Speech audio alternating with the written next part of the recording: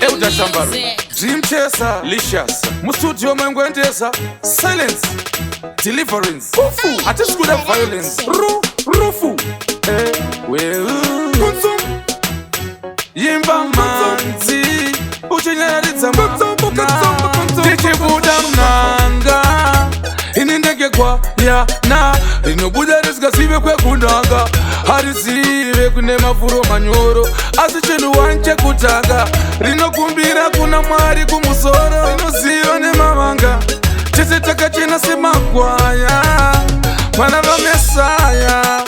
Hapana Zatoshaya. Gara wakabata chakuchira tizo, Mwari wakatsika nemufananidzo, hanzi uya mese mtore kundiso, uya imudzwe maridzo, muri Mwari vanodadisa, Mwari vedadiso, ndichibuda nanga, inindegekwa ya na, rinobuda risikazive kwekundanga, harisive kune mafuro manyoro, asi chinhu wanche kutanga, rinokumbira kuna Mwari kumusoro, rinoziva nemavanga, chese takachena semakwaya. Tikimazogara mucheruke, ndinoti musatirerutse, itai kuti muyeuke, chakaita kuti bhazi ripeuke,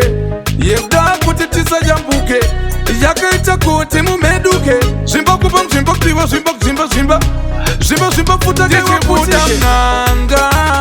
inindegekwa ya na, rinobuda risikazive kwekundanga, harisive kune mafuro manyoro, asi chinhu wanche kutanga, rinokumbira kuna Mwari kumusoro, rinoziva nemavanga, chese takachena semakwaya. Kana kada kuti juta wazvimba wafuta itakakuputike, funga kwenyu maitoti izvozvo zvingaitike, imwa mvura iwe hukura iwe imwa mvura iwe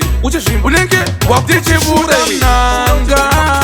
inindegekwa ya na, rinobuda risikazive kwekundanga, harisive kune mafuro manyoro, asi chinhu wanche kutanga, rinokumbira kuna Mwari kumusoro, rinoziva nemavanga,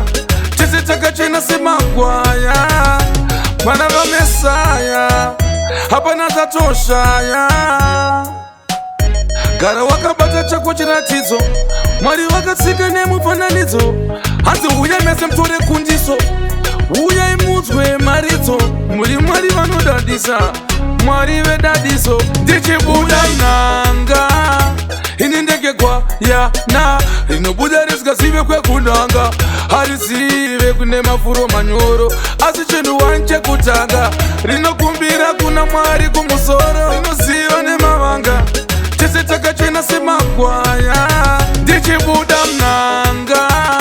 inindegekwa ya na, rinobuda risikazive kwekundanga, harisive kune mafuro manyoro, asi chinhu wanche kutanga, rinokumbira kuna Mwari kumusoro, rinoziva nemavanga,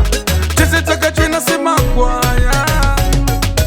Conquering music. Fire King Production.